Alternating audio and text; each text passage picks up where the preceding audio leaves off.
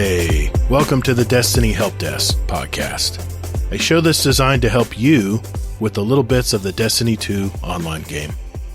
My name is Todd, the Gator, and whether you're a brand new Guardian to the game or a returning player, I'm here to help explain the constantly changing dynamics of this game, bring you up to speed and get you ready to jump in and start your Destiny journey. This is an audio component to my YouTube channel, which is Todd the Gator, 2 Ds and GATR. Or visit youtube.com/@ToddTheGator. If you're more of a visual learner or want to refresh your memory of today's subject, you will always find a link to the very video pertaining to this show's topic. Just check the show notes below.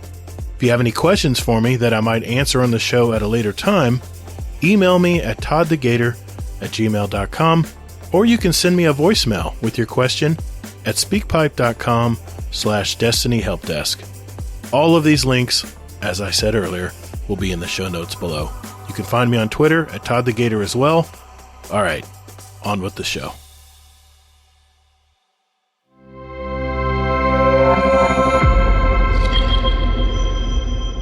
So you downloaded Destiny 2 and now ask yourself, okay, where do I get started? Has this happened to you?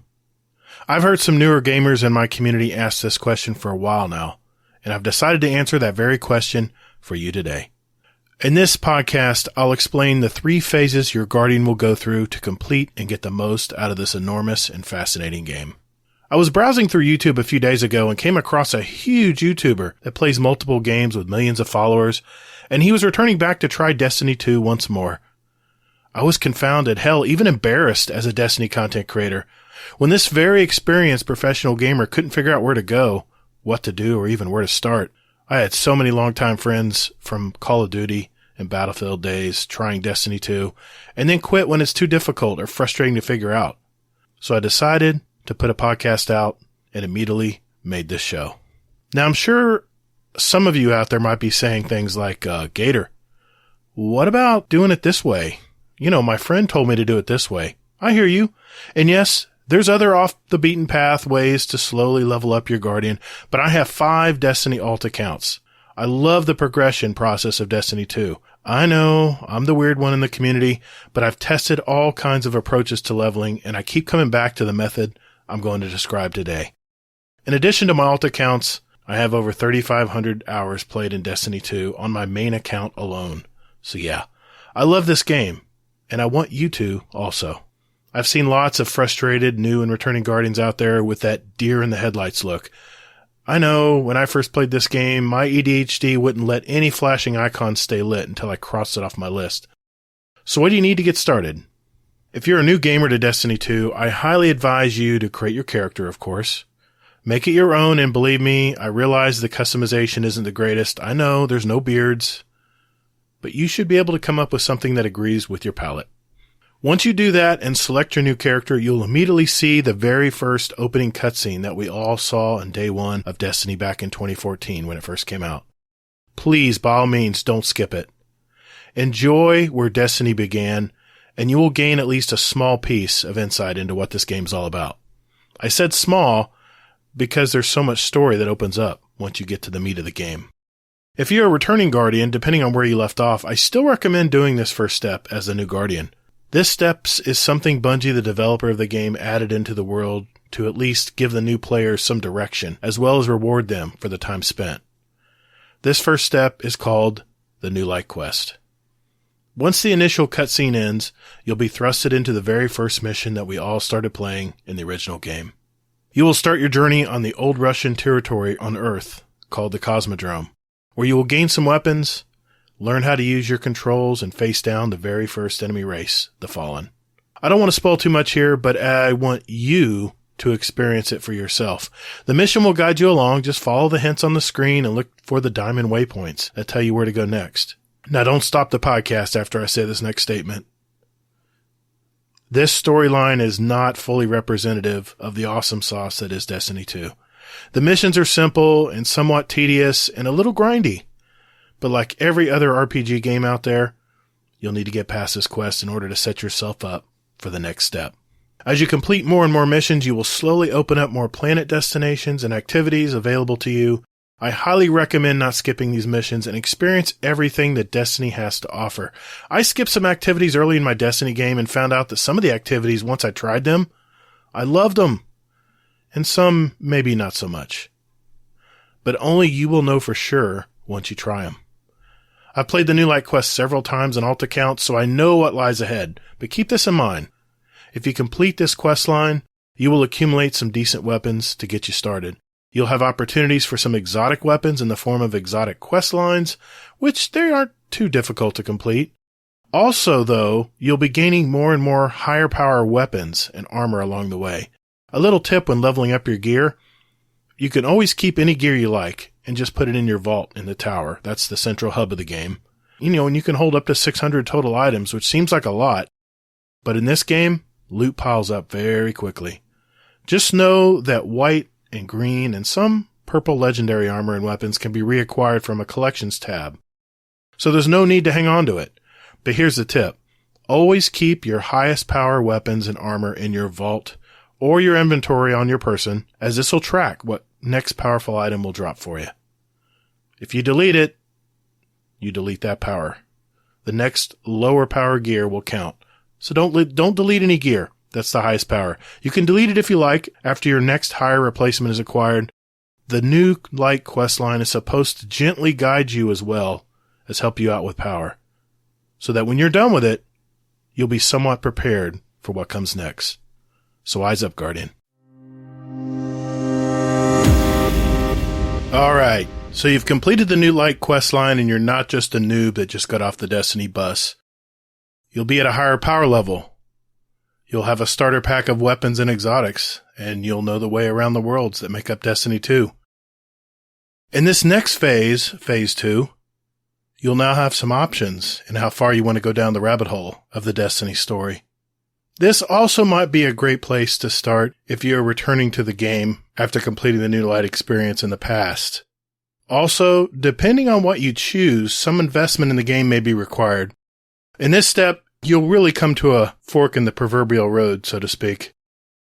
You can either advance right on to the current storyline or season, or you can gain some more background context to the world, as well as continue to gain some more weapons, armor, mods, materials, crafting currencies, and on and on. If nothing else, at a minimum, I encourage you to purchase and play the Witch Queen campaign. This is the current year's storyline, and you'll eventually lead you up to the current season. Can you skip all this? Yep, but you'll be missing out on some cool upgrades to the game, like weapon crafting, more exotics, a new world destination. If you don't want to skip anything and want the full Destiny experience, here's what I recommend. Obtain first the Shadowkeep expansion, then the Beyond Light expansion, pick up that 30th anniversary DLC, you get the Gjallarhorn from that, and then finally the Witch Queen expansion. If you purchase the deluxe version, this season and next season will automatically be available. Otherwise, you can purchase those a la carte for 1,000 silver, which is the in-game currency, or $10 each season. There's also a free track of items to unlock if you don't want to spend the money on the season, but far fewer items, and you probably won't want to miss out on those seasonal exotics or cool armor ornaments. The choice is yours, of course, and if you want to see the history of Destiny 2 and all the expansions, just point to the upper right-hand corner of your destination map and look for the timeline symbol. It will also display what you have paid for in DLCs as well, if there's any question about it. Of course, if you decide to play on without these quest lines, you can jump into certain activities like Crucible, Gambit, and Strikes, and even the first mission of the current season. All XP earned doing anything in the world will make your season pass gain levels, and the more levels, up to 100 on the season pass, will unlock free stuff, so check it out. Now, if you played all the available DLC from Destiny 2, you will be a high-powered Guardian with all kinds of weapons and armor. You'll have crafting and other planetary materials. You'll also have all kinds of currencies. Legendary shards, by the way, are the most. Everyone's going to need those eventually. You'll also have all kinds of randomized weapons with different perks. You'll have collected armor and weapon mods along the way. And you might even have a few crafted weapons as well. Great job. You are now on to your third step, or third phase, in playing Destiny 2. What some call the end game, but what I like to call the long game. This is where you begin to grasp all the little subtleties of Destiny 2, like armor and subclass builds, crafting all the weapons you want, farming activities that get that god-rolled weapon that'll give you the advantage in PvP, or make you a legend in raids and dungeons. This is the part of the game where a lot of us veterans find ourselves today, on that ever-expanding mission to scratch that itch. Maybe you want to complete and gain titles and gilding. Maybe you're on that triumph score hunt. Maybe you're a lore hound and read up on everything in the lore that drops in the game now, by the way, as you complete the triumphs. One more bonus tip for those who stuck around. The very best thing you can do as you level up and complete all the things in this game is to join a clan or community. There's all kinds of them out there, waiting for you to request to join. Go to Bungie.net to search out what kind of clan you would like to be included in.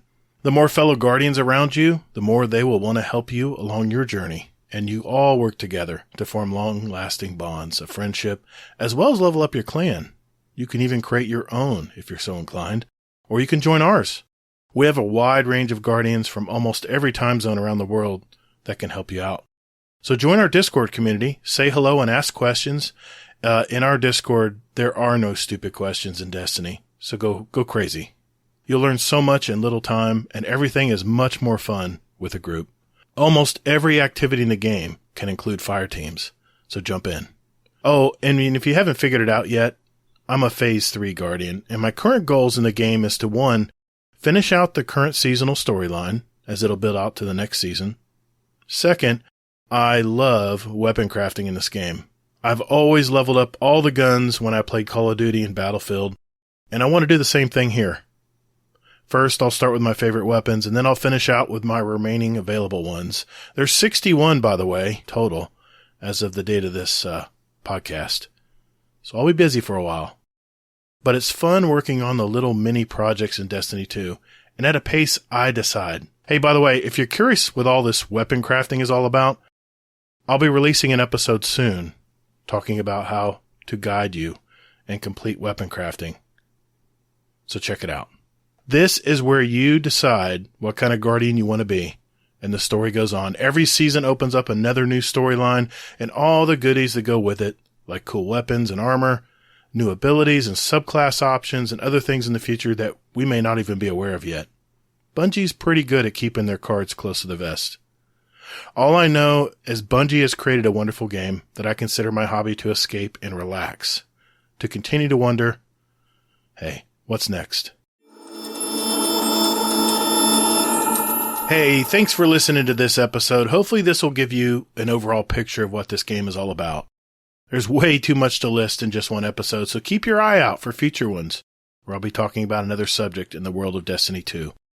Hey, just a reminder that if you want to join our community, go to discord.gg/GuardianDownCast. That's where my longtime friend Hazelnut and I have another podcast for the more advanced gamers to Destiny 2, where we interview content creators and community members to discover their story and journey in Destiny.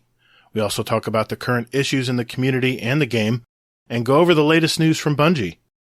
If this sounds like something you might want to check out, the link will also be in the show notes as well. Lots of links down there, so check them out. Also, if you have a question relating to the show that you want answered, you can email me at toddthegator@gmail.com. Remember, that's 2 Ds, GATR @gmail.com. Or send me a voicemail at speakpipe.com/destinyhelpdesk. I want to help you out, so let's hear them. Thanks again for your time. And later, Guardian.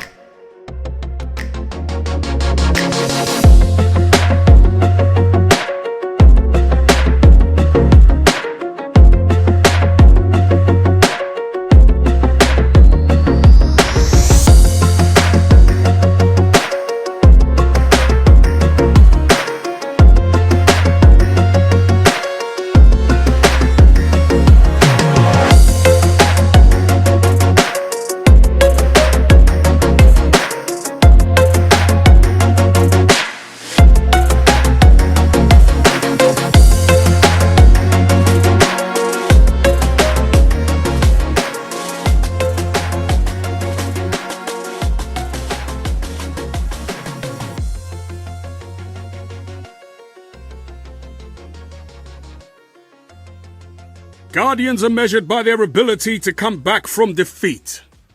So stand. Fight!